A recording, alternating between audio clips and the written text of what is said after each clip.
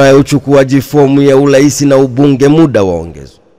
Chama cha ACT Wazalendo kimetangaza kuongeza muda wa kuchukua fomu ya urais wa Jamhuri ya Muungano wa Tanzania na urais wa Zanzibar kuanzia Aprili 18 mwaka 2025 hadi Mei 25 mwaka 2025.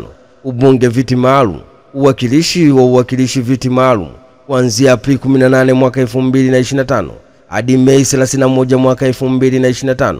na udiwani viti maalum kuanzia Aprili 18 mwaka 2025 hadi Mei 25 mwaka 2025.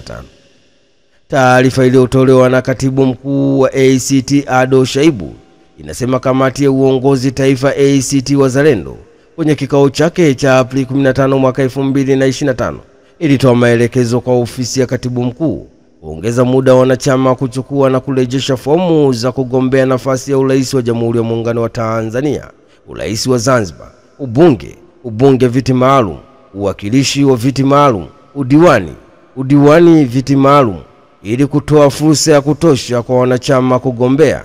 Ninayo furaha kuwajulisha wanachama wa ACT Wazalendo na wananchi kwa ujumla kwa muda wa kuchukua fomu ya kugombea nafasi ya urais wa Jamhuri ya Muungano wa Tanzania, urais wa Zanzibar, ubunge wa viti maalum, uwakilishi wa viti maalum, udiwani wa viti maalum umeongezwa.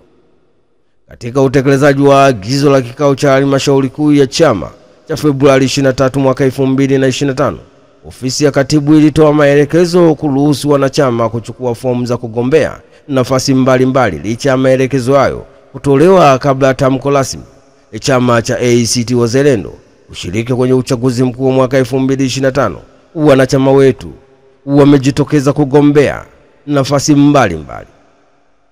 Mathalani, kwa nafasi za ubunge, jumla wanachama 317 wamechukua fomu hadi sasa. Kwa nafasi ya uwakilishi, jumla wanachama 106 wamejitokeza kuchukua fomu.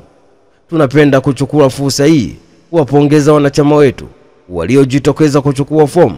Kuchukua kwao fomu kabla ya chama kutangaza inaashiria kwamba uchaguzi ni ishara ya wazi ya utayari wao katika mapambano ya kulinda na kutetea thamani ya kura ya wananchi.